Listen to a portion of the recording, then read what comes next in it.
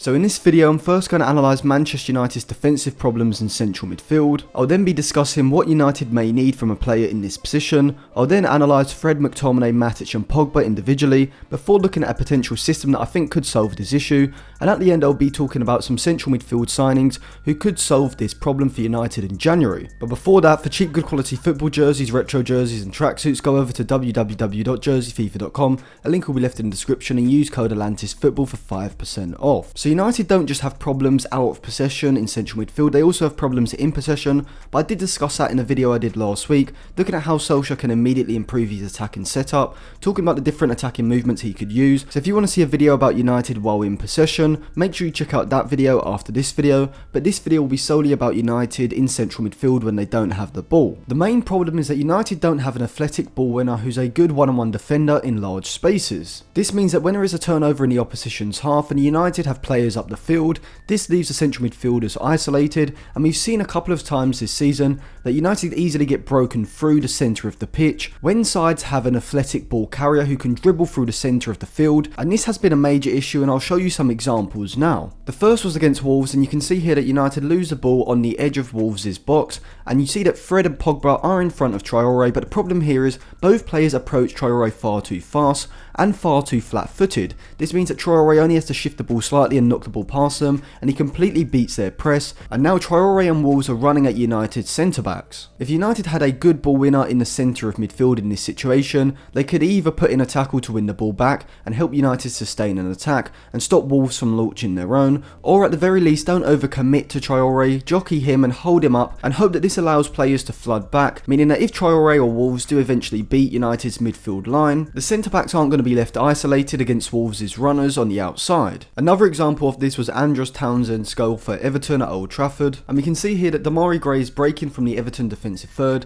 and he's isolated Fred in a one-on-one in the centre of the pitch. Fred is firstly nowhere near strong enough in the first 50-50 challenge, but when the ball moves out wide, he's not strong enough in the upper body to knock Demarai Gray off the ball, and so Gray beats him in 2 tackles, and because of Fred's inability to stop this attack, Everton now have runners forward. You can see Doucouré bursting into that space that Fred has vacated, and from here it leads to Townsend's goal, and this all stems from Fred's lack of one-on-one defending ability in the centre of the field. When we analyse United's midfield options individually, we can see the problem they have. So McTominay is probably the best defensively of all the central midfielders that United currently have in their squad. He's a good interceptor, reads the game well and is decent in the tackle, however he's not a top level ball winner, which is what United currently need. And McTominay does remind me of Darren Fletcher, a player who individually is not a great central midfielder, but he performs an important role in the side, and currently I think McTominay has to be a starter in that double pivot if Solskjaer uses a 4-2-3-1. 2016-2017 Nemanja Matic would be perfect for this Manchester United side, playing in Antonio Conte's 5-4-1 system alongside Kante in a double pivot.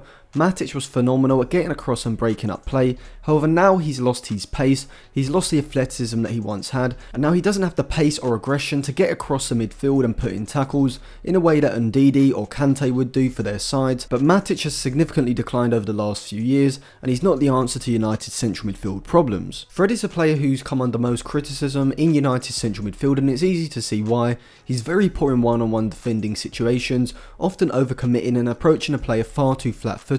making it easy for the player to simply bypass him and run straight through United's central midfield. He's not necessarily a creative player or a ball winner, he's more of a pressing central midfielder who, like McTominay, performs a set role in the side and is more of a cog in a midfield rather than the main player, and so he's not going to be the answer long term for United in central midfield. Pogba, like the other three, does have defensive issues as well. Positionally he's not great, and in one-on-ones he's got a similar problem to Fred as he approaches the player flat-footed and doesn't have the tackling ability needed to perform a ball-winning role. However, unlike McTominay, Matic and Fred, Pogba is an elite deep-lying creator, and you can see it with his passing ability, with an example of this against Leeds on the opening day, when he created Greenwood's goal through a long pass from a deep position starting a counter-attack, which is something we don't see from the likes of Fred, McTominay and Matic. So Pogba on his own is not expected to be the ball winner of that central midfield. He is the creator, and he needs a ball winner alongside him in the form of McTominay or Fred, but obviously we've seen the problems with playing Fred alongside Pogba, as we've seen how easy it is for United to get bypassed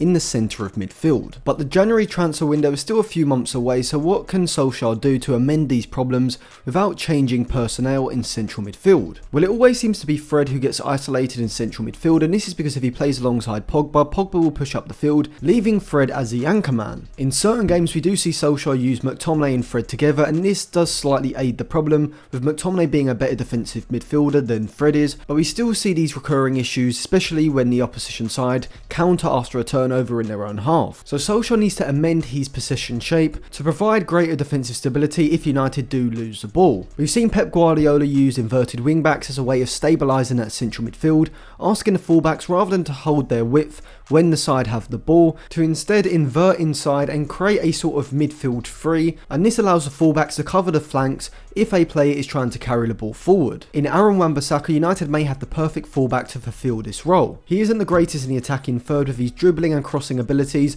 not up to the standard needed of a top level fullback, and is substantially below the level of Luke Shaw's on the left side. So moving Wan-Bissaka into a deep defensive midfield position when United have the ball is not really going to take away from United's attacking threat on the right side. From here, Wan-Bissaka can sit behind the ball, and if there is a break, rather than being caught high up on the right side, Wan-Bissaka is in the perfect position to stop the attack, and he's by far the best one-on-one defender in the United squad, if not in the Premier League, so he's perfectly suited to coming up against players like Traore, Saint-Maximin, whoever it is, Damari Gray, running with the ball through the centre of the field and being able to defend them a lot better than Fred and Pogba can. Using Wan-Bissaka in this role is also going to enable Solskjaer to have Pogba in a deep double pivot, but push him further forward between the lines, as we saw him do against Villarreal, and this means that Solskjaer could play McTominay alongside Pogba, and rather than the 4-2-3-1 becoming a 2-2-5-1 in the attacking third, with the fullbacks pushing forward down the flanks, we could instead see a 2-3-4-1, with the United fullbacks holding narrower, deeper positions, allowing greater ball circulation because they now have a wider base to circulate the ball from side to side when in the opposition's half, which should enable United to move the attack from one side to the other a lot quicker than they currently do. But this will also allow Pogba to push further forward rather than playing that deeper lying midfield role, though he can drop in there at times. If Shaw was to push forward down the left flank, then Pogba can drop into one of these roles, and here United have a greater base of security in case of a turnover, and if there is a turnover, instead of having Fred or Pogba moving into these wide areas, they've got their two best one-on-one defenders able to do it, in Shaw on the left side and Wan-Bissaka on the right side, so this should aid United in not only stopping sides moving into their final third on the counter-attack, but also sustaining attacks, as Shaw and Wan-Bissaka will be able to win the ball back higher up the pitch than say Fred, Matic or Pogba would in the same positions. So that is a tactical change that Solskjaer could make immediately to shore up that midfield, but come January, who should United be looking to bring in to solve their defensive midfield issues permanently? So the obvious premium option would be Wilfred Ndidi of Leicester. Him and N'Golo Kante are definitely by far the best ball winners in the Premier League at the moment, and when we compare him to every other midfielder in Europe's top 5 leagues, we can see how good he actually is. Over the last 365 days, Ndidi ranks in the 99th percentile for tackles completed and the 98th percentile for interceptions made, which is absolutely outstanding, showing that without doubt he is an elite ball winning central midfielder. Ndidi would allow Solskjaer to play Pogba in that deep double pivot, as Ndidi is a far better ball winner than Fred or McTominay. He has the athleticism to cover both sides of the pitch, and he could really play that anchor man on his own in that Claude Makelele role because he is that good. So having Ndidi in this Manchester United side would expand Solskjaer's potential options in central midfield. However, Ndidi is a rather limited central midfielder. Yes, he's a very good ball winner, but in terms of his creativity in possession, he's not going to solve United's problems, so Solskjaer would have to play him alongside a more creative player like Pogba, or maybe a deeper line creator that they decide to bring in January or in the summer. The downside to signing Ndidi is that he will be expensive. He'll be at least £60 million, probably as much as £70 or £80 million once the transfer bids come in. So if United were just solely signing one central midfielder who was going to be the ball winner, Ndidi would be the man they sign. But United need to also improve their creativity from a deeper lying central midfield position, so Ndidi signing on his own isn't going to solve all their issues. So unless United are planning on spending absolutely huge next summer, this still does remain unlikely for me. A player who I actually think could surpass Ndidi in terms of his ability in the next few seasons is Monaco's Aurelien Tchouameni. The Monaco man is slightly younger than Ndidi at 21 compared to the Leicester man's 24, but already I think Tchouameni is a better on the ball player. He's definitely more press resistant than Ndidi, and he would solve United's issues in that area as well. He is excellent at doing what I call a no touch turn, which is where you allow the ball to roll across your body and feint and allow the player to run in front of you, and this bypasses a lot of pressing situations, so this would definitely aid United from this point of view. Also, when he's on the ball, he has close control dribbling ability, able to manoeuvre his way out of tight situations, which is always beneficial against an aggressive press, and even in central midfield when you're looking to progress the ball into the final third. So Tchouaméni is definitely a better player for these specific attributes than Ndidi is. But despite being a better creative and on the ball player than Ndidi, Tchouaméni certainly doesn't lack any defensive attributes. When compared to every other midfield in Europe's top 5 leagues over the last 365 days, Tchouaméni ranks in the 98th percentile for tackles and the 93rd percentile for interceptions, as well as the 93rd percentile for aerial duels won. These metrics aren't quite at Ndidi's world-class level just yet, but they certainly aren't far off, and Tchouaméni in the next few years is only going to get better, and he's already putting out elite defensive midfielder output at the age of 21. But the most crucial thing to Manchester United about Tchouaméni, and the same with Ndidi, is that they have the ability to stop counter-attacks. Tchouaméni, like Ndidi, is fantastic at using his athleticism and physicality to chase back players and break up attacks with standing or sliding tackles, and his ability to stay on his feet and make a tackle is certainly valuable in the defensive third, because it means he doesn't give away silly free kicks, and he wins the ball cleanly most of the time, and when in the press, when he pushes up from central midfield to apply the pressure, and this is certainly going to be a valuable asset in Solskjaer's 4-2-3-1